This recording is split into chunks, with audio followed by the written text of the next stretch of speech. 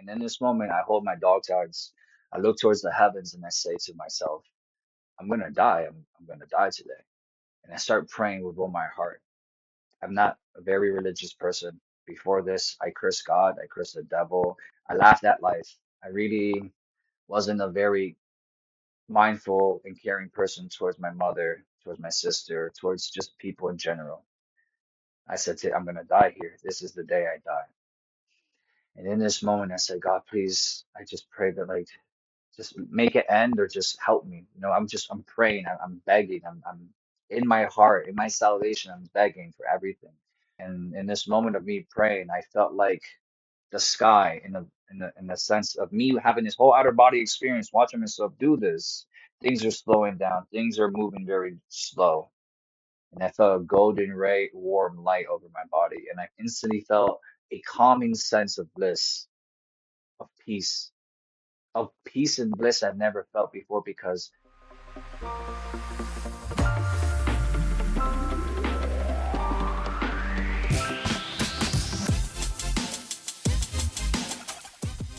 hey, ladies and gentlemen, how are you? This is Hamilton Garces, and you're on Your Superior Self. Perfection. Hamilton, thank you for being a gentleman and addressing the audience very properly.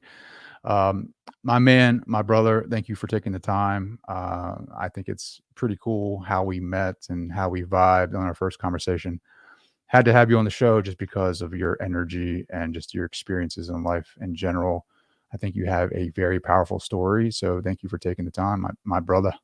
Thank you, Trey. Thanks for having me here, and I appreciate you reaching out. And I all I can say is I appreciate people speaking well enough to that I was recommended through you, through a friend, through community that we know out of Baltimore. So I'm grateful for being here, and I look forward to sharing about myself, about the work that I'm doing, the services, and just sharing a bit of the history. And it's a great opportunity to just be on another platform to just express my medicine, my heart. So thank you.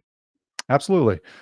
Before we get into it, into your story, I want to know, Hamilton, like, how do you experience this reality? Like, when you walk through life every day, like, what does that look like for you? I experienced life, and my this is my motto: day by day, step by step, breath by breath. In the sense that through life, all the experiences have got me to be in that witness. So like just being aware of things, witnessing even my own emotions, other people's emotions, and just seeing how we're all part of this interconnected space of life, and we're all doing our part here. I see reality as not a game, but just a beautiful divine plan, the good, the bad, or the highs and the lows, right? Um, and it's a beautiful life. So we have to appreciate it day by day, step by step, breath by breath. Be thankful for what we have today. Be thankful for our life, um, and just yeah, moving with gratitude. Um, and on the days that is a shitty day, try to find gratitude. Mm, 100%. So your story is very powerful, and I want to dive into that right now. Like, I want you to go ahead and give the audience some context about your story, where you're from, how you joined the Marines, why you joined the Marines, what happened in the Marines, and then just take us down that path. It all started out of Patterson, New Jersey. I lived in Patterson, New Jersey since 2001. I was in fourth grade out of school there, and from 2001 to 2010 is when I was living there. And to this day, most of my family still resides in northern New Jersey, in the city of Patterson, or in the surrounding area of Passaic County. And what drove me to wanting to move forward to that first choice, which is everyone's question, is what made you join the Marines and what made you get on this side of path of life? Let's just say being put on the front lines gave me a different shift of reality perspective, right? And before I saw that perspective of shift of reality for me over there in combat, the first shift of perspective of reality for me had to be the trauma of us experiencing 9/11. I was 10 years old when 9/11 happened in school 27 out of Patterson, New Jersey.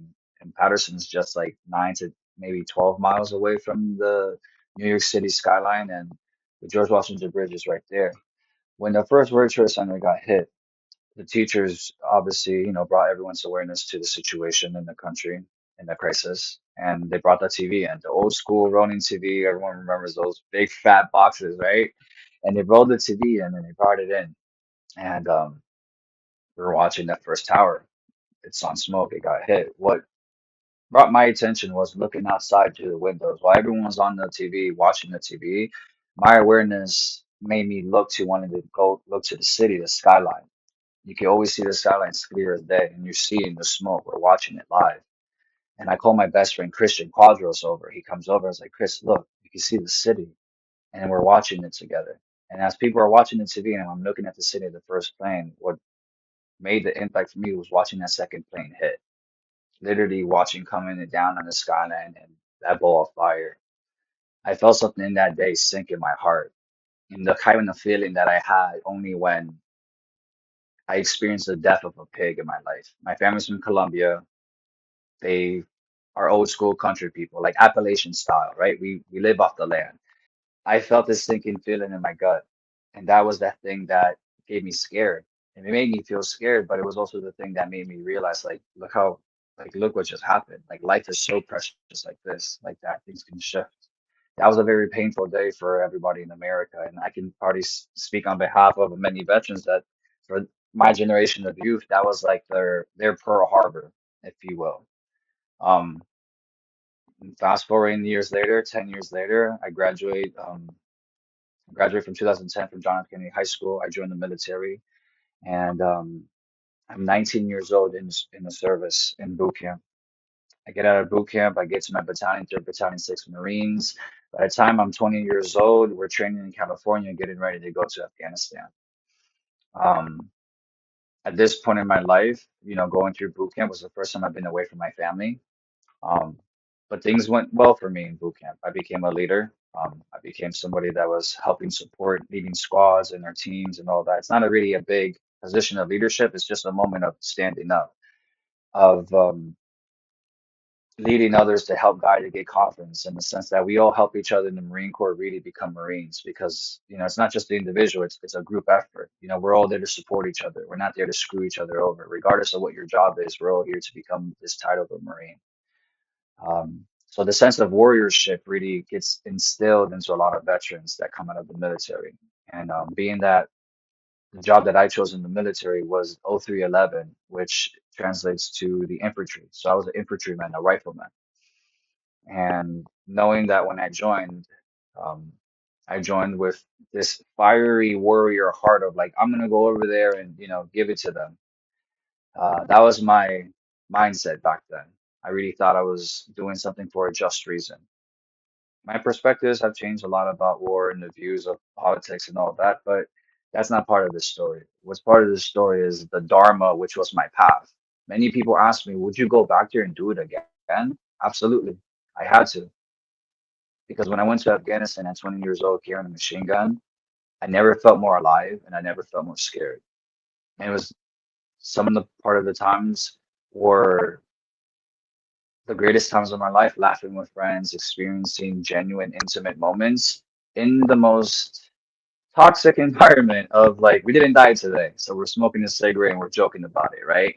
And let's just say that us young men are still developing. We're still growing. And so for some of us, as we're maturing into young men, right, the human brain, as they say, the male brain is fully developed at the age of 25.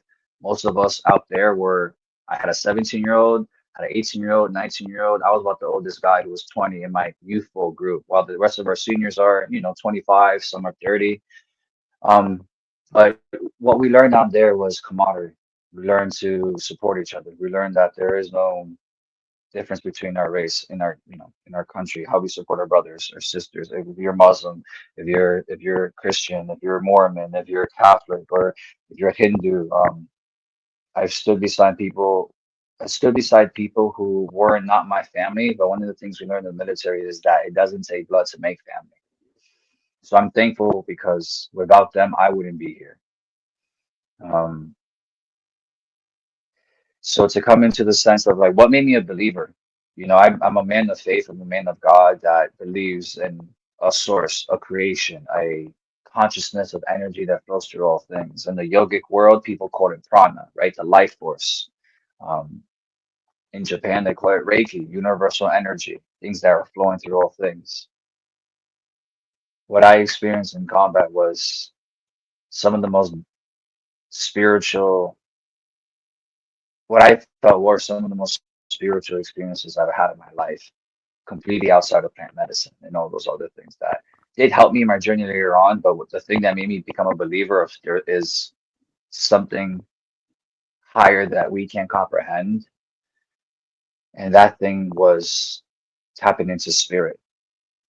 There was moments in my journey in the 7 months in Afghanistan that we were there in the city of Marja in the Helmand province when things would happen in a sense that I can tell you that from my heart at the time it was a very difficult thing to kind of comprehend. I would the first thing that made me become a believer was this. I'm walking down the path one day as we're going ahead with our squad to go get rid of an IED weapons cache. So there's a mosque that has uh, all this stuff stored by the Taliban in the hole. So we got told to go over there to bring the EOD guys so they could get it properly exposed. As we're on our way there, halfway through the patrolling, they put me to take a stop. So we take a rest. And they asked me, put your gun over here in this section just to lay down, for some cover while we take a break. So as I'm walking down this kind of like within the compound, and there's these little walls and like little alleys, I'm walking to get behind like this short 3 foot wall to put my gun on. Steps before I get closer to the wall, I'm maybe 6 or 5 feet from like a pile of leaves. And the moment I'm walking, getting closer, my body froze. The moment I heard a voice inside my body say, "Stop." And I stopped, I froze. Then I heard this voice say, "Look." And I looked directly at this thing sticking out of the pile of leaves. And what do I see? I see a 60 pound, like a Chinese artillery shell. Like it was like a 1.5, like a 10. I can't remember the numbers because it's been a while, but it was 40. It was like 60 pounds. It was a bomb. It was an IED. When I said the code words, firecracker, firecracker, my sergeant got his ear stood up. He's like, "What you just say?" I was like, "Firecracker, firecracker." He's like, "Are you messing with me?" I'm like, "No, it's right here in front of me." He comes up, looks over my shoulder. He says, "Yeah, you found one. Left foot back, right foot back." So he's like, literally, I'm not moving, and he tells me how to walk back. And let's just say in that moment, um, things were really tense. That was probably one of the most intense moments in my life where like every little move I do right now makes a difference. So listen to exactly where to put your foot. They bring over the specialist with who is the EOD techs. They come over and the technician starts looking at it. And he starts these guys got have no fear, dude. They just get a knife and just start going in there in the ground and pulling things out, pulling out wires, pulling out the whole thing. And he starts cutting stuff. And he's like, "How'd you find this?" And I look at my seniors and I tell them, I was like, "Would you believe me if I told you that I heard a voice inside and it made me stop and I look and I found it?" And they look at me with the most serious look of like, "I believe you. I trust you. I believe what you just said." And something that my guys didn't believe, meaning like think of every fraternity, littles and bigs. The little me told the bigs, and the bigs are like, "Yeah, we believe it. If something alive comes in you in these very stressful situations, things happen." And I've talked to other veterans that have experienced certain type of spiritual things. Um, that day allowed my sergeants and some of my friends to be like, "Yeah, I don't know how that dude found it, but he found it." He said he heard a voice and he looked. Garces just found that. Later on, there's two more other incidents in my life that happened out there that kind of made me a believer of like, I don't know what's going on out here, man, but you got to trust that feeling in your gut, that sinking, burning, sinking feeling that's telling you like, watch out for that alley, keep eyes over here, be aware, something's gonna happen, watch. And then something begins.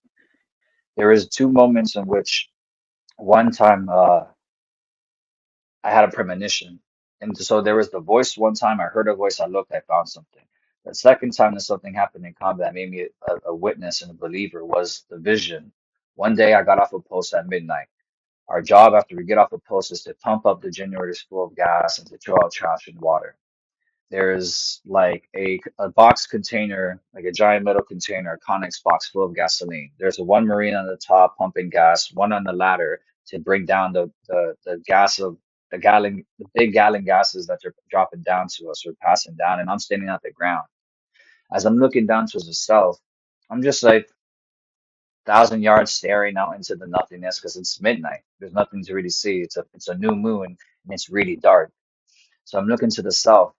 And then all of a sudden, while there's trucks driving into the parking area behind us, setting up in their in the motor T area, there's all this noise, and as all the noise is going on in this background machinery, I look and all I start seeing is muzzle flashes, these six pointed stars, and what that usually is a symbol of is that somebody's shooting at you, and that you're looking at the other end of the front of a gun.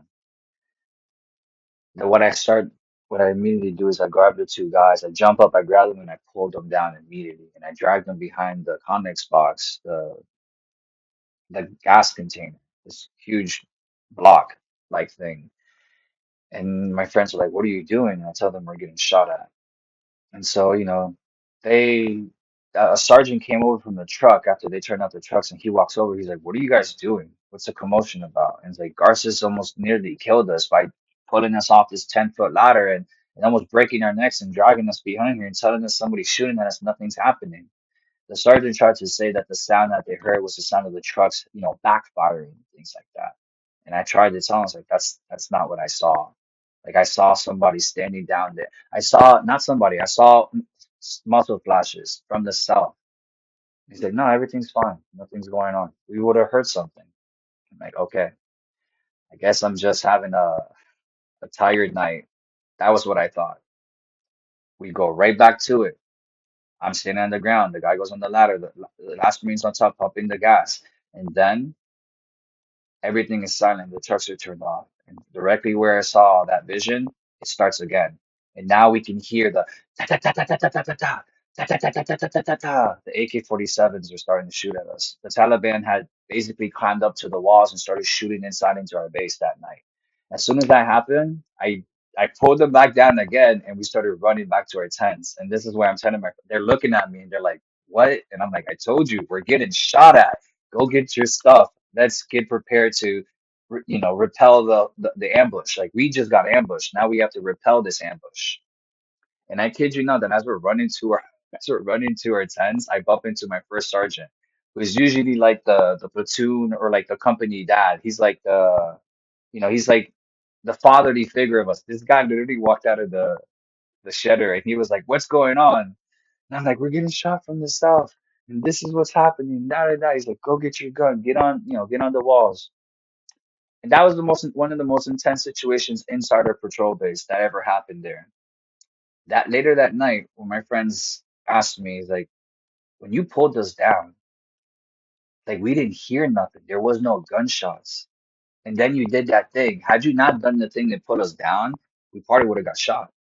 We were standing there with headlamps in a dark base with white lamps doing things. We were the easiest target to hit. And so that was something in that night that was like, I don't know what that was, but that was a close one. Third story, and that's the last Afghanistan story there that really shifted things for me was I dislocated my hip in 2011, November 9th. I'll never forget the day because the next day is the Marine Corps' birthday, November 10th, 1775. My mother's birthday is November 10th, 1961.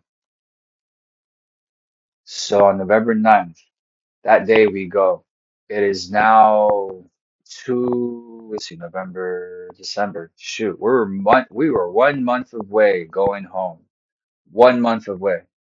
On December 30th, we returned back home. So after all these months of experience, all these things, here comes the one time in this experience where I was like, today I'm gonna die. I died today. I'm dead. I'm gonna die right now. This is it. Everything else was like, oh my God, that was close. Oh my God, that was so close. That's like so laughable. Like you laugh at it. Back then, in the toxic way, we laugh, we chuckle at this, nearly almost dying. On November 9th in the morning before we leave our patrol base, I remember it was a dark and kind of cloudy kind of day, kind of like it is right now here. Um, I look around and said, there's only rained 2 times in Afghanistan, y'all. And they're like, huh, I didn't notice that. I was like, yeah, last night rained. I heard it raining.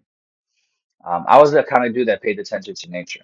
On a side note, they would be like, how many days we got left or how many weeks we got left? I would be like, we have 2 moons, we have 3 moons, we have 2 moons. And it's like, how do you know that?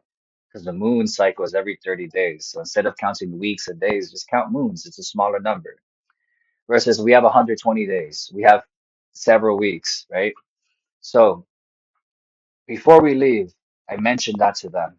And something our sergeant said to us that stuck in my heart. And I remember seeing like the hair of the dog stand up on them. When he said this, he says, if there's a day we're gonna get in a fight, today's the day. And I was like, this guy has never said that at all. And they're like, what do you mean? It's like, well, look at them. They're loading up. They they just said something. They said something they never said, so pay attention to that. We're walking. We left the base. We're patrolling. We're getting near this base called PB Lansing. As we've been there before, we patrolled to this area. As we're heading up to that area, we're hitting some gunshots here and there, and we always hear that. Then it starts kind of getting a little closer. Then I see my sergeant start loading up the 203s, which is the grenade launcher on your M16. They're loading it up, and I'm like, I've never seen that guy do that before.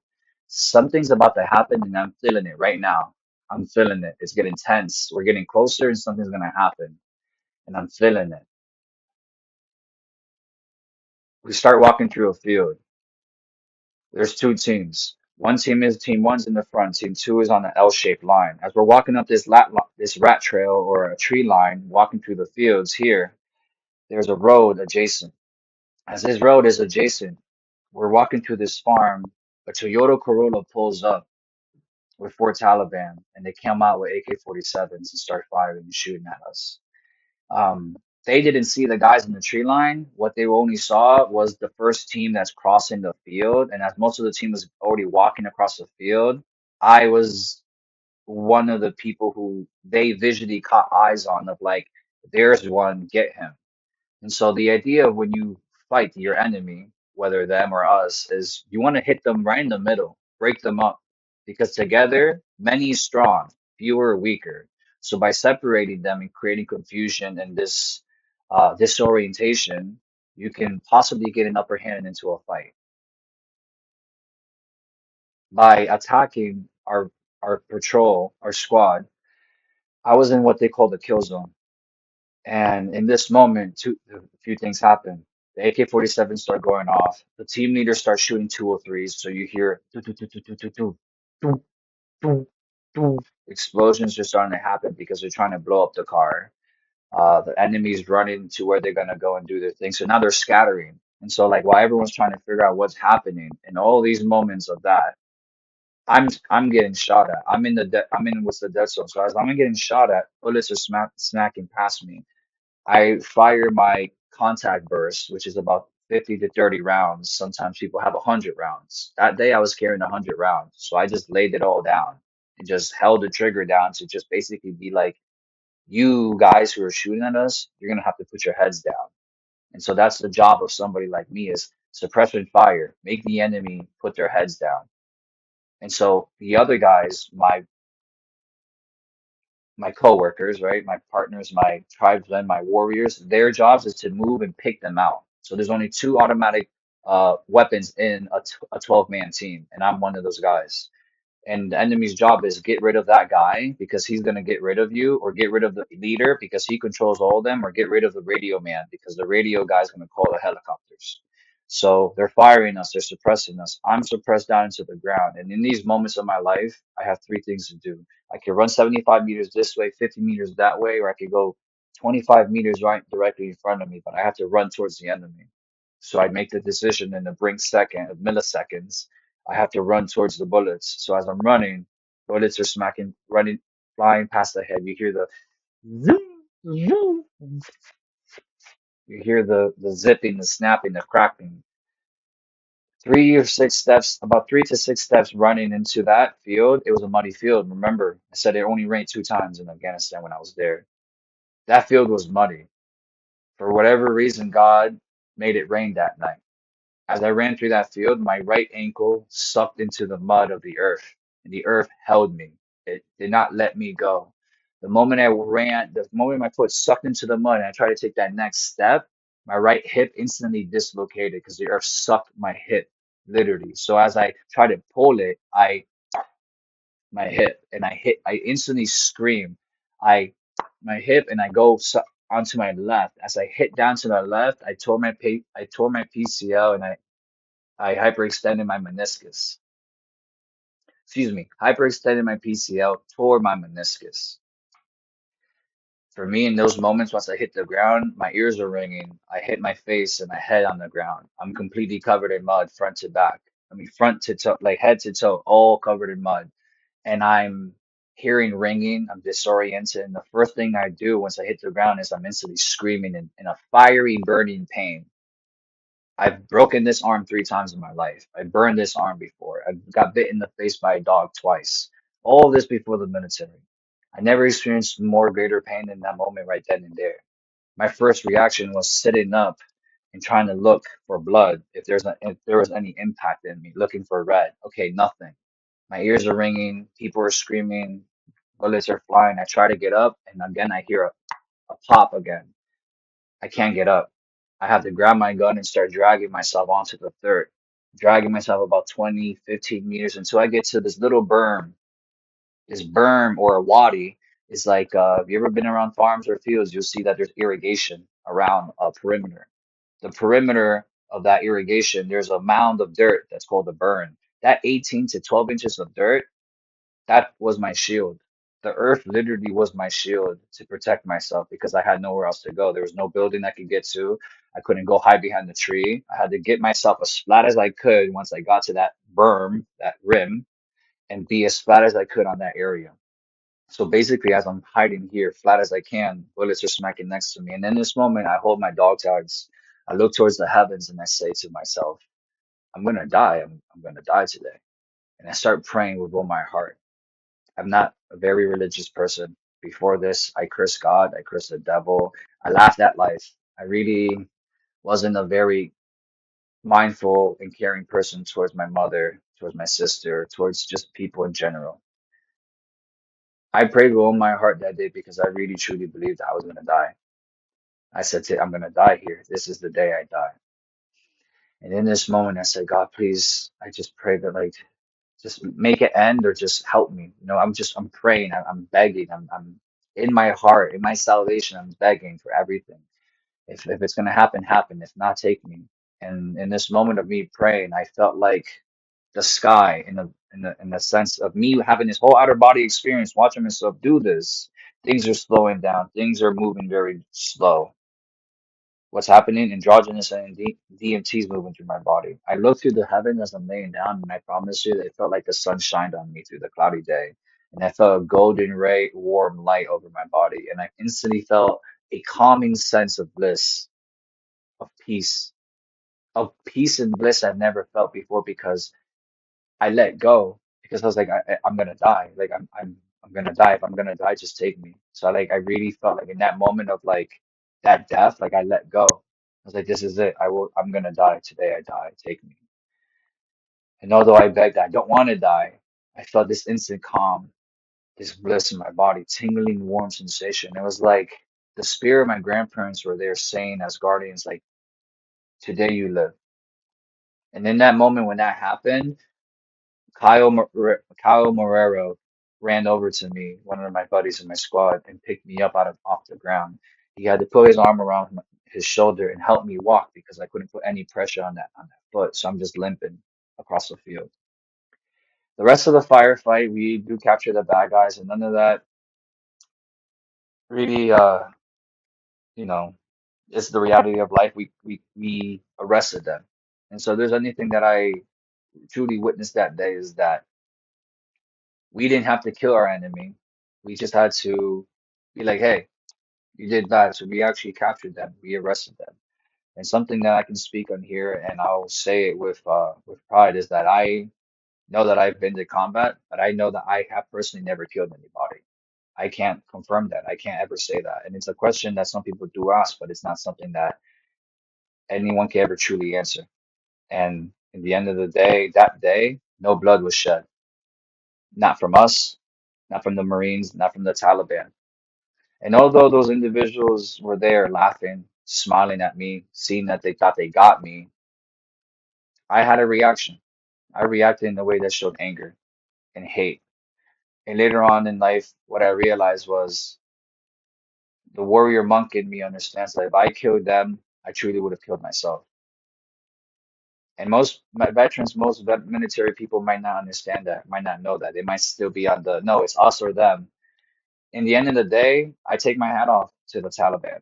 They are no shit warriors. They might not follow the rules, but they're not playing around. And to this day, I have respect for them because they showed up and they fought with us and we fought with them. And then at the end of the day, you got to respect the enemy in the way of not giving up. Um, some people might feel a completely different way about that. My heart hurts for Afghanistan, so I can speak on behalf of someone that was there. I feel like a Vietnam veteran. What was the point of being there? What was the purpose? We came to harm people, invade them. At the end of the day, this was part of a spiritual journey for me to come to a place to learn that there's one thing I learned being in Jordan, Afghanistan, Japan. We're all human and we all just want to live. We all just want to love and we all just want to have the right to just see the next day. And every human deserves that. Mm. It's such a powerful story, and thank you for sharing that on this platform. I just want to get your thoughts on a couple of things. So, I recommended reading Diana Pasulka's book called Encounters to You because there's a portion or there's a chapter in that book about a soldier who has a similar experience in battle. But to preface it with this, that in that chapter, she talks about a French philosopher priest who I can't pronounce his name fully, but his last name I think is Chardin or Chardin. And he was a French priest who served as a soldier in World War One. And during that experience, that battle on the front lines, he discovered an organic system, a network, if you want to call it that. And he calls it a noosphere, a noosphere. And essentially, it is a network, or what he calls the soul of the world, in which he thinks that everybody can connect with. And there's a lot of different soldiers, specifically that have mentioned this, that they've been able to in battle get into some type of connection similar to your story, where they're receiving downloads, voices, guidance, premonitions, and things of that nature that are non-ordinary, you know, during non-ordinary states of consciousness, receiving guidance throughout that battlefield. And this soldier that she talks about in the book had something similar, to where they would be out walking or scanning a perimeter and then get some type of nudge or download during that experience, and then be able to, like to your point, be able to see IEDs or pick up on uh, rifle rounds or whatever you want to call that, machine gun rounds, and get to safety. What are your thoughts on that? Like the organic network, the newest sphere that Chardin talks about, like being able to tap into that. Do you think a lot of other soldiers were able to do that? I like how the words that he used, the noosphere. I would call it like the geomagnetic sphere of the earth, which is like the ether, right? Or the ethernet. Like we can all tap into it. I believe that we all can tap into it, and some of us may be very unknowing of it. And it could be as simple as something like I believe that there are people who can do it, but I know there's people who tell a story like, and I went down and grabbed that penny, and then all of a sudden when I went down, a bullet went right past my head, and I was like, and that's not a sign? That moment that you ducked down to do this thing or you did this and you completely missed that thing. I believe that that many people have had these experiences, and I believe that he worded it very well in the sense that this is not something that is new in modern war to, and I believe the same thing came to people in ancient times, that they were tapping into the ways of life. And this just takes me to like Native Americans.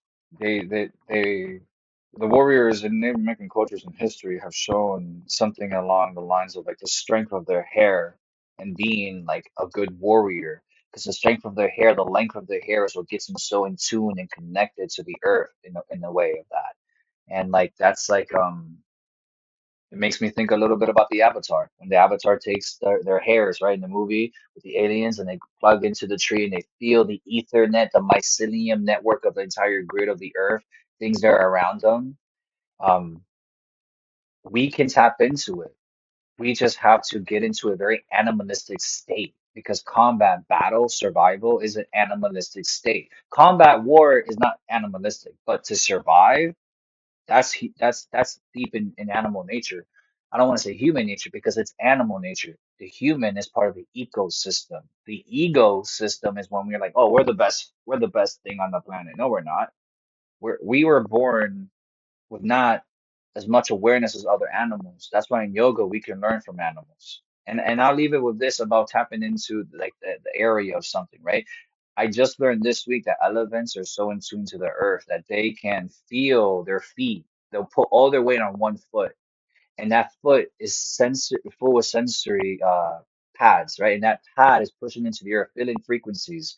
If an elephant is lost very far away, they'll put their trunk low to the ground and make a low frequency growl. That growl or that tone can be heard by another elephant miles away, and then they seek and find each other through that. And so nature in itself can show us there's something connecting things. Like how do animals know where to go and migrate to, where they swim, where they fly, where the herds move? Something in combat, I call it the unseen hand. The unseen hand will guide you down the right path if we can be aware to listen to it. And I think that's a matter of maybe of our ego. I can't sit here and speak for each person and say that they felt that Holy Spirit, that they felt that energy that moved them towards something. Um, I think some people might not be fully able to be present to some of those things. And I think it's just about shifting perspective. And if we can teach people how to become like Shaolin warrior monks, think about how much more in tune people could be to their surroundings if they didn't only know how to get rid of their enemy, but do you know how to, go inward to do things in a sense to be more spiritually strong and aligned. And I feel that there's something about modern warriorhood that has been lost in spirituality. So although these modern warriors, this gentleman from that book was talking about things now, I've learned a lot from ancient warriors in the past, like Sun Tzu, The Art of War. Like that's such a deep spiritual book. Like although you think that book is going to teach you about get rid of your enemy and destroy them, no, that book talks about like the greatest the there's two emotions in war. There's a general that mourns for those who died, and there's a general who succeeds for the victory to fight for them. At the end of the day, like the greatest warrior is he who never pulls the sword from the sheath. And as much as I've understood to bury my hatchet and never forget, there's some people in this world who can probably be a complete, true, great warrior and never pull that sheath out. I am not a perfect man. I am a human. I'm still learning. I can still fall into old ways. And so that's one thing about being a warrior that's very difficult is that we're all trained to go do the thing, but when we come back, we don't know how to shut it off. We don't know how to literally it's a kill switch. We literally don't know how to turn off the things that the world taught us to kill another person to turn it off. So our aggression, our irritability, our anxiety of dealing with all I knew what to do was do this thing.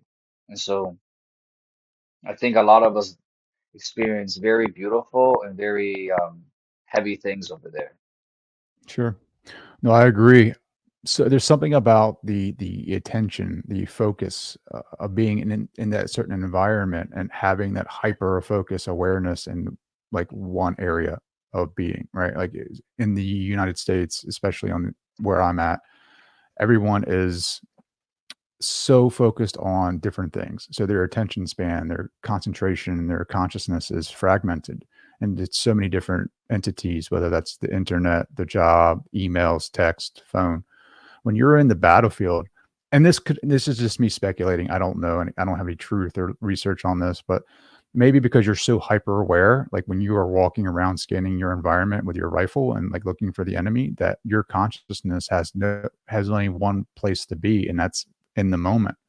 And so when you're so connected with the moment, if you're open to these experiences, that's when you get connected with these organic networks to the earth soul to have a moment of realization or enlightenment about a IED or a premonition of an attack or something similar. Does that make sense? Yeah, yeah. These moments of those it's like the intelligence of the earth, this organic energy, this network that is there is what basically led me to become a believer. Like energy is real, source, something, spirit, whatever we want to call it. Something is happening, and I should do things to tap into that. So let's just say this is 2011. I get out and I probably don't start walking down the path of this around 2015, a year or so after I get out the military. The rest of my journey in the military was just very self-destructive. Needless to say that when I came back from Afghanistan, I was two months after the incident. We're back in America because we're done with our time there, and I get into a depressive cycle now. So now I become depressed, overweight, and alcoholic, abusing abusing drugs, and that sense of abuse on my body, not loving myself, not honoring myself, not really giving myself true self-care was leading to the destruction of myself. And so around 2015, I'd share it with people that this was the time I went through the dark night of my soul, which was the darkest and the lowest time of my life. And it nearly led to my suicide. And in an attempt of something that happened there, through that, I had another outer body experience. Through that outer body experience, it made me a believer, but also put me in space and place that I went to a mental behavior facility for 2 weeks. And while there, they try to give me a list of A, B, C, and D, and more prescriptions. And it's just that when I got out of there, I played the game, take the pills, play the game, do the check. But something in my spirit, my soul told me that like this isn't the way. Like this can't be the way.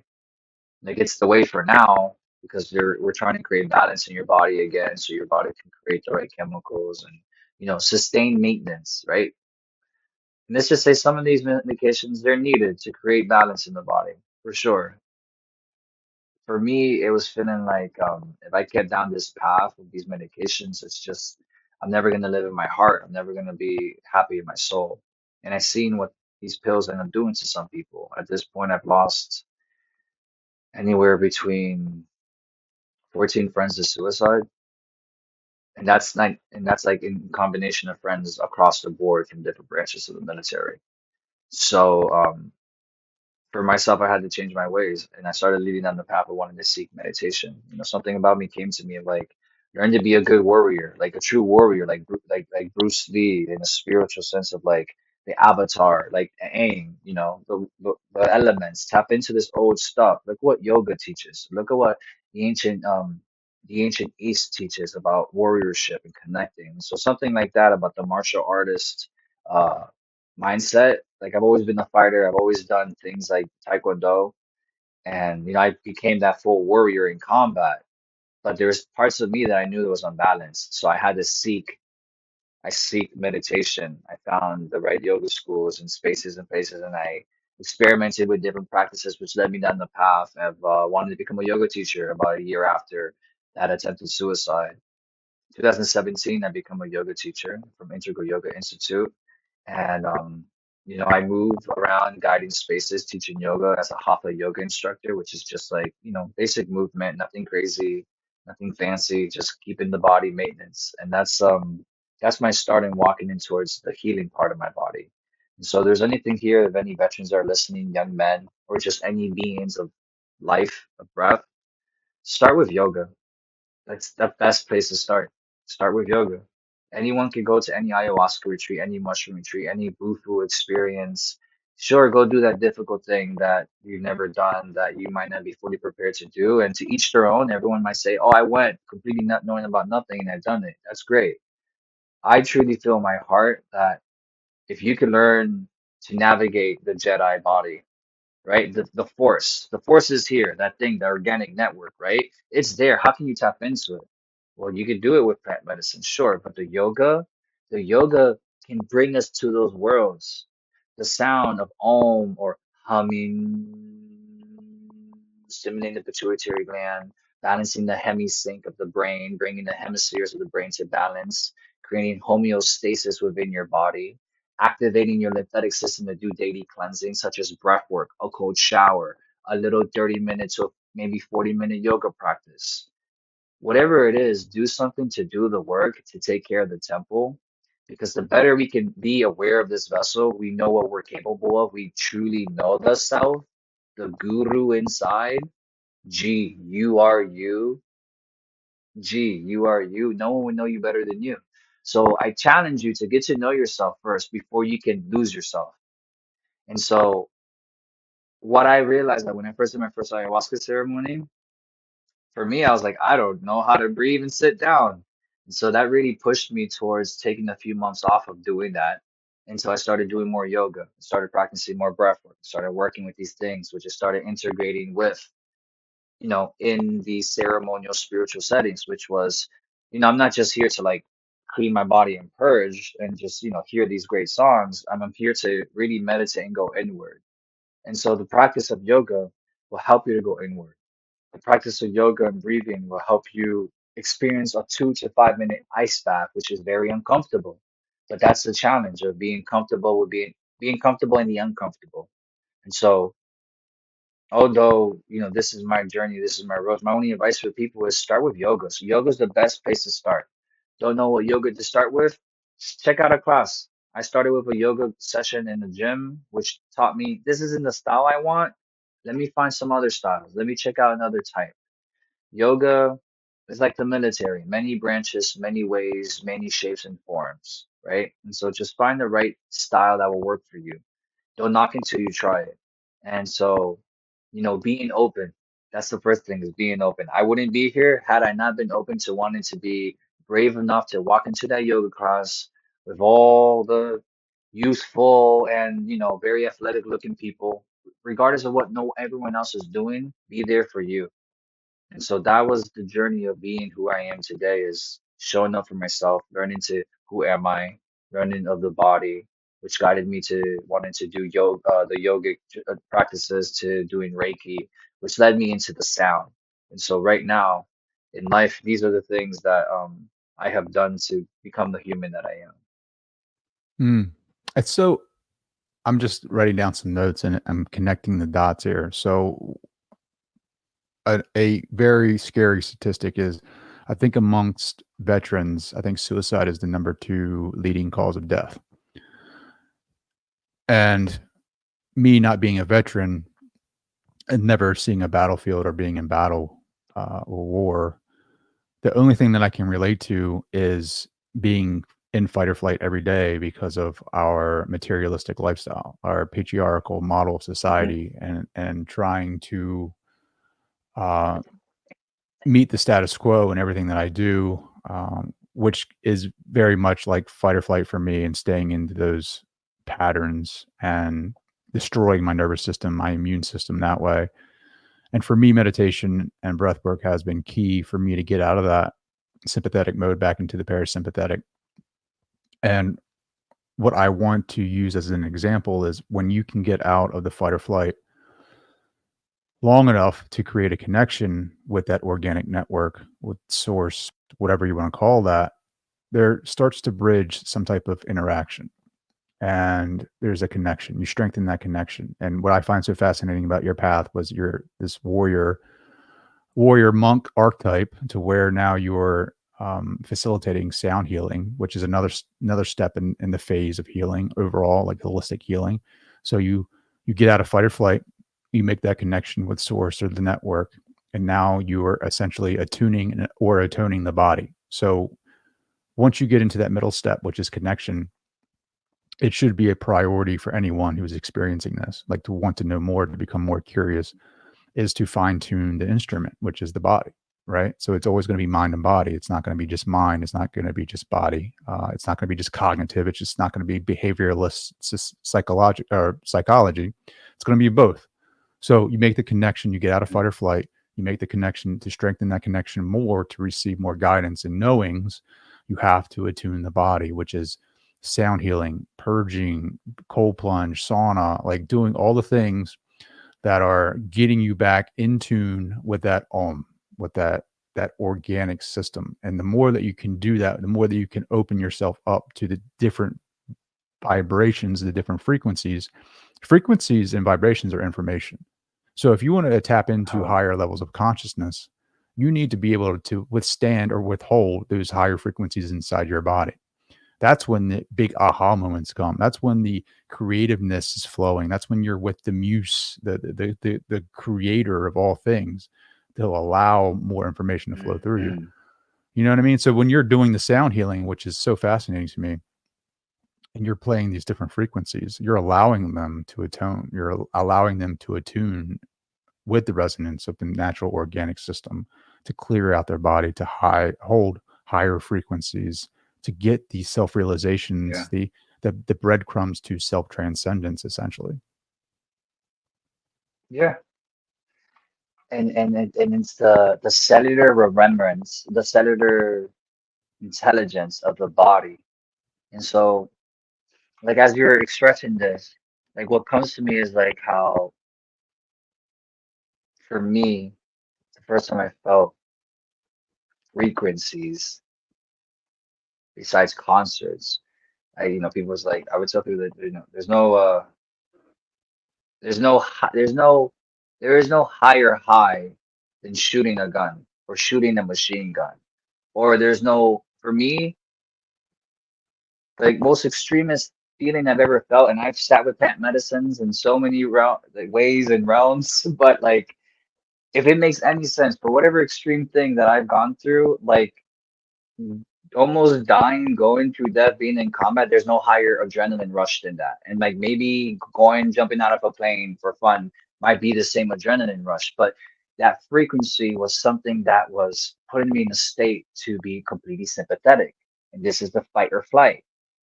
And being there all the time ain't great. What happens if we don't rest at night and go into parasympathetic? The body gets toxic. The body becomes dis-ease. When the body's not at ease, it's dis-ease, disease, psoriasis, eczema, things on your skin start to show up. For me, I dealt with that. So my frequencies were changing. Something was wrong with me. I was telling myself inside, maybe I'm not good enough. I should have died over there. I lived with this survivor's guilt, like this feeling of oh, why my friend took his life, I wish he didn't do it. It should have been, God should have taken me and not my friend. But at the end of the day is we can't shift things unless we're willing to shift them ourselves. And so to go through my dark night of the soul, to work with the plants, to go through those things, to get to there, to be facilitating what I'm doing now has brought me to the place to be a candle for other people, to only inspire their fire, their flame to rise up because we all have potential to be great. It's literally in your DNA. If we eat sugary, we eat fast food, we eat all the crap that doesn't serve your DNA to the best of its capability, then you're only going to activate the bad genes, the bad parts. You're going to increase high cholesterol. You're going to have heart issues. You're going to have this. If you activate your cellular remembrance to the best of your ability, like your ancestors thrived on, eating like them, training like them, moving like them, we're going to become the best version of that. And how proud could we make our ancestors to know that, like, that's my descendant. That's a good one right there, you know? While other Hmm. people are like, damn, that kid can't change that kid couldn't change a tire or make a pot of hot water. And that's reality right now, right? So the frequencies, the world is putting us into a place that we don't even believe in our own frequency. The world has forgotten sacredness. And so my mission is here to remind individuals that you are sacred. We are all sacred. As I've walked around this world and seen things in combat and seen things in this reality, I realized that we're all sacred and that we all need moments to feel safe. Maybe, religion was traumatic for you and it was abusive, and that's why you don't go to church. So we don't believe in God, but you are still individuals may still be holding on to something. So I say to each person, decolonize your mind from the constructs of what churches have brought to you, your parents, the world, and really sit with finding what is the thing that flows and connects to your spirit. Like Pink Floyd, that white light is consciousness, source, creation. This 3D realm, the prism of reality, will separate, create illusions of different colors of light vibrations. We can all pick what color we like, but not one color of that vibration of light is going to be greater than the source of consciousness, right? The one light separating, right? Division. When we can come into those places of union, you realize that, gee, I'm not the only person living on this planet, and everybody else here is living too and surviving. Not just humans, the animals, the plants, the bugs, the germ beings, the mycelium beings, the virus beings. And so to lead into the frequency is this: the attunement of the body is important. This is why in certain times in life for people in certain settings, a rite of passage was needed, right? A certain ceremony, certain structure of a graduating in life.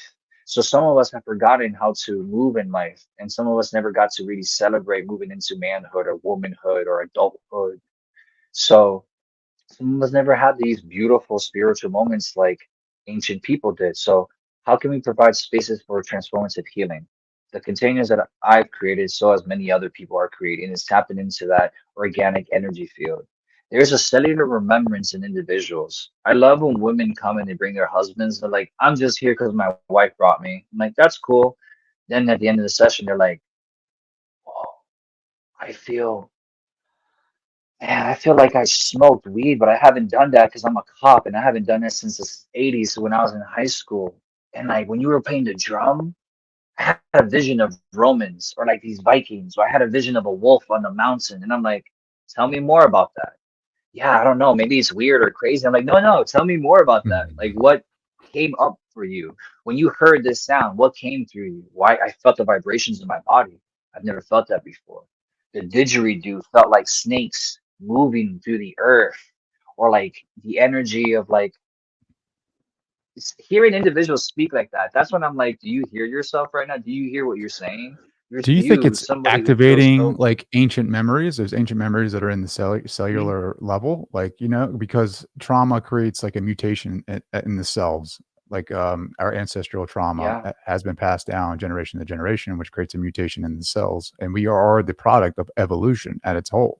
At the grandiose stage of life, we are the evolution of life. Essentially, we're here, and our Mhm, bodies have this crazy technology that we're totally unaware of. There's just there's parts of our brain we fully don't even understand or use, and even at the cellular level, there's genetic makeup that we don't tap into. So when you're playing these sound energies, this technology, do you think those experiences of seeing the Vikings, seeing the wolf on the hill, and different types of examples like that, or being the snakes, it's like tapping into the primal instincts of us as a species, like the remembrances of our connection with everything, that organic network, mother nature, mother yeah. Gaia, all of that, the animals, like our true essence of who we truly are. It's like a remembrance of that, and you're tapping back into that to free that trauma that's within, and the ancestral trauma, whatever you want to call that, but like freeing the energy out,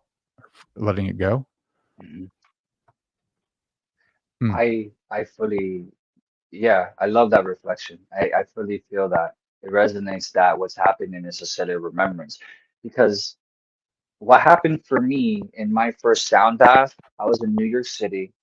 It was a room full of four sound practitioners. We had some singing bowls, some gongs, some all sorts of organic stuff. And what happened for me was some very deep stuff. Like I want to say I saw this, I saw that, but like I just went to a very dark place. Then I felt like I went to a place of like rebirth, to a place of like being almost like a seed in the womb. And then like I went to sleep because the sounds knocked me out. When I awoken, I came back feeling like I had exercised, exhausted so much through me. people came over and they told me, you were out for an extra 20 minutes and you were like crying, like in complete sleep, like moving through like something crying. And that for me was a purge. That cellular activation, that release gave me an opportunity to have a completely cathartic release and experience. Those experiences, any sound healer who can really tap into the energy of that organic earth grid connection can take you there. And that is the beauty of tapping into that. So we are activating people's cellular remembrance. Whether you're from the Andes in the mountains to the Sonoran Desert, or you're in Egypt, or you're in the mountains of the ancient Chinese cultures where the first dragons were, as they say, in the mountains. I believe that people were doing things such as blowing conches, drumming the drums, playing the didgeridoos to bring up, to awaken the spirit, to give cellular remembrance. Yeah, because what's happening is people activate things.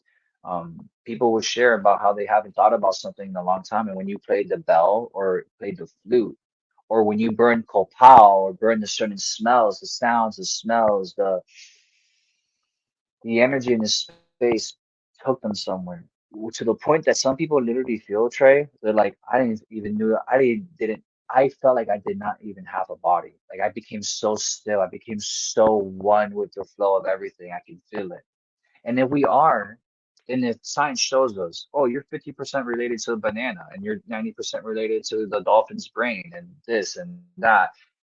If all this is true, if all of it is true, why does that those things come up for people in these altered states, whether plant medicine or not? Go into the altered states, people can feel all these things, of which is like, yeah, we are connected to all these things. We are. Mm. The fact that you see this, it can mean a lot of things, but I really believe it's the fact that it might be past lives, it might be the cellular remembrance that we have, literally the DNA that can relate us to all things, even plants, even minerals, literally Sure. down to minerals. So, we are Yeah. connected.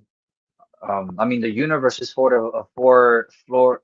The universe is made of four, majority of four things, which is nitrogen, oxygen, carbon, and I forgot the last one.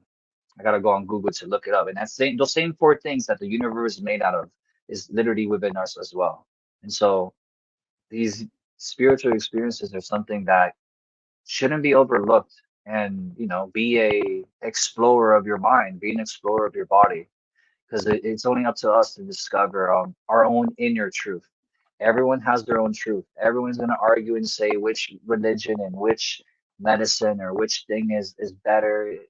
I believe it only matters what is a good truth to you, what resonates to you. So learn things in life. Learn things. Take what you need and leave what you don't. And take everything with a grain of salt. Because some religions have some good stuff and some religions have some stuff that's like, I don't know, we need to do that anymore. Right? Same thing with Sure. some yoga practices. At the end of the day, take what you need, leave what you don't. And just take it with a pinch of salt. I agree 100%. I think that fourth one is probably consciousness. I think consciousness is fundamental to this reality and basically creates this reality for us. But Mm, it's funny also in that book by Diana Pasulka in that chapter, they talk about initiations, and we don't really have a lot of initiations in the West for maybe the average guy, maybe in different religions, maybe, but not for the average guy like myself, where you leave childhood, go into early adulthood. There's no celebration of that, no ceremony, which I highly, highly think we need to rethink that. But in the book, they mhm, talk about an initiation into something more esoteric, which is like the UFO phenomena, right? Like this soldier, I don't think it was the battlefield. I think it was more of an initiation at a younger age. But like when he was able to tap into that organic network, he started seeing orbs and things in the sky. Do you have anything similar mm. to that? Did you like after your I guess your stint in Afghanistan and tapping into that organic network? Did you at all have any experiences with UAPs or orbs or anything? To be quite honest, I never have. I have not. There was one time in my life, maybe around 2015, after that dark night of my soul, where I can say that I was sitting one morning looking at 6:30 a.m. watching the sunrise, and what I thought to be was a meteorite, because I see what meteorites look like. This thing came down and it shot down, then it stopped, and then it did some stuff and it disappeared. Then I saw it do that three more times, and then I'm like, I don't know what that was, but whatever that was, thank you. I've Yeah, there's a lot of reports of that kind of stuff now. Like I have a friend in Cali, she's in LA, and she'll see things similar to that in the sky, like different phenomena where it's not like a I've had an experience with a star that did something similar to that. But this lady in general, or just lady that I'm speaking about, like she'll call it, like she'll go into meditation and she'll connect with that uh, network. And then when she does that, she'll come out of meditation and go look in the sky, and there'll be this circular type of object that looks like it's vibrating almost like a bunch of energy, and it looks very like one of those glass mhm, balls with the cylinder in the middle where it has all that electricity, right? Like it looks like one of those things where the electricity is going all over the place, and it will like come up to her and then go up into the sky, do different circle maneuvers, and then disappear and vanish. It's like it can go like do 90-degree turns in like 500 miles an hour without batting an eye. So it's just fascinating uh, how this phenomena is related to tapping into this organic network. Maybe it's just, I don't know, maybe it's trying to show us that we're greater than we think. I don't know. I believe we're in a very interesting times of more truths that are coming out. Because I'm very big of I grew up a lot on some ancient alien stuff, but like I've sat down and listened to reports of people who have been in the military who have witnessed things, and not knowing if that was part of them tapping into it or like, them being part of some phenomenon. But there are people who are been, especially with this whole veteran stuff, there's veterans who come out with sharing things about tapping into these things. I think that there is something there. I think there's also, and this may be a biased opinion, but I think an unbiased opinion. I think that we didn't just start creating the Space Force just recently for some whatever reason. I feel like things are gonna start happening. We're in a very interesting time to be alive, and I just think that more truths are gonna start appearing, and people may start rethinking human experiences and or the human existence in the whole. That's the only time I've ever maybe witnessed something that has come to that. Other than that, experiences that I've had with things of vision and sight have mostly been through the sense of plant medicines. And so, as and everything that I've shared with has all been through the sense of just completely organic, androgynous. And that is something that I've noticed that, is this something I can always tap into, or is this something that I get permission because it's like, oh, you need this now. Tap into that source now. I don't know what it is, but I think that I also feel like there's that whole Bible thing, the whole 144,000, that there's constantly rotation of healers and people who can create, those bridges, right, for connecting to these spaces, these places. And a lot of the work that I do, people will call me a shaman. I'm not a shaman. I didn't live in Colombia for 8 years in the darkness and abstain from sex. My life has been a rock star life, if you will, through the warrior mindset of a Marine who said, "Oh, that's not enough. I'll take more because I need more to feel something." But I am still learning. If there's anything, I wish to just be a good steward, an ambassador for the planet, connecting people with good sources, not just the things I'm doing here, but like connecting people to the jungle, connecting to nature, connecting to sources here in America that they're seeking certain experiences or certain outcomes. And there's individuals who can meet you where you're at to help provide these opportunities for you to tune into nature, tap into that organic field, heal.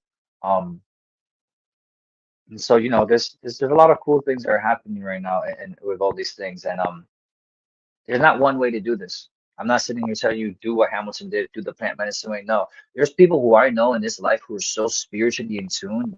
They've never smoked weed. They've never drank alcohol. They've never even touched anything that altered their minds. They're so spiritually in tune to the world around them that like drinking Coca-Cola gets them too amped up, right? And so like I think some of these people are blessed. I don't believe that everyone should be following what everyone else is doing. Find out what works for you. I am here because I did the military thing of unfucking myself. I had to take care of some things and find out what worked for me.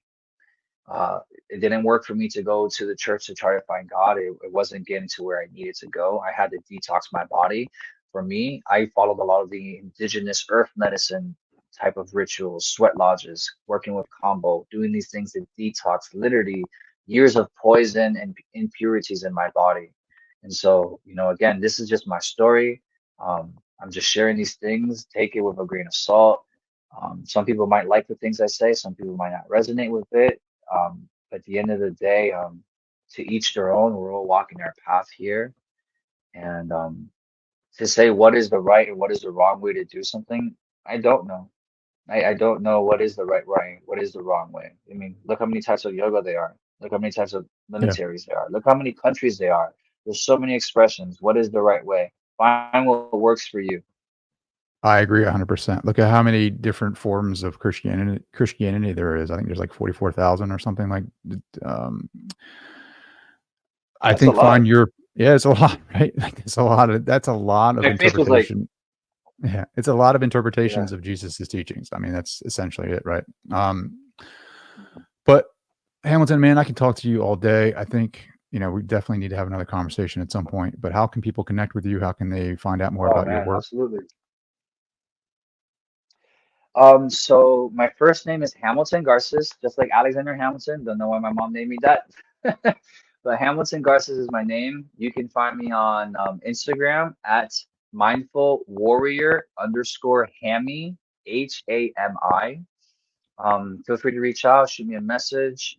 I'm also on YouTube. You can find me on YouTube or Spotify under Hamilton Garces. I have some music there as well. If you want to hear some of my meditations that I've shared, I've recorded, you can find me on iTunes, Spotify, and YouTube. Look up Pacha Nova. Pacha Nova. So Pacha Nova, Nova. The translation is New Earth. This album that I made is called New Earth to just share the music of the earth, these frequencies that we've been talking about. And so I'm only being a bridge to connect, to share people with what I can hear and feel with the Mother Earth. And so feel free to reach out, connect with me. I'm in the Annandale, Virginia area in the DMC, in the DMV. And check out my monthly stuff if you're in DC. I have some monthly offerings in the area, and I collaborate with other collaborators and retreat spaces and churches to facilitate things from yoga retreats to plant medicine ceremonies by being a co-facilitator. So feel free to reach out if you want to talk. Thank you very much. Yeah, that's it. Dude, I love this song, Earth Mother Song. I listened to that earlier before the podcast, and I thought it was amazing, dude. But yeah, I love your work. I love what you're doing. I love the energy that you bring to this platform. I love, the work that you provide for humanity and just helping us get out of that fight or flight and back into that deep organic connection. So, Hamilton, my brother, thank you for taking the time. Gratitude, Trey. You as well, brother. Aho. Thank you. Peace, peace, peace be to all beings, and may we continue to take it day by day, step by step, and breath by breath. You're listening to your superior self. Thank you for being here. Oh, my man.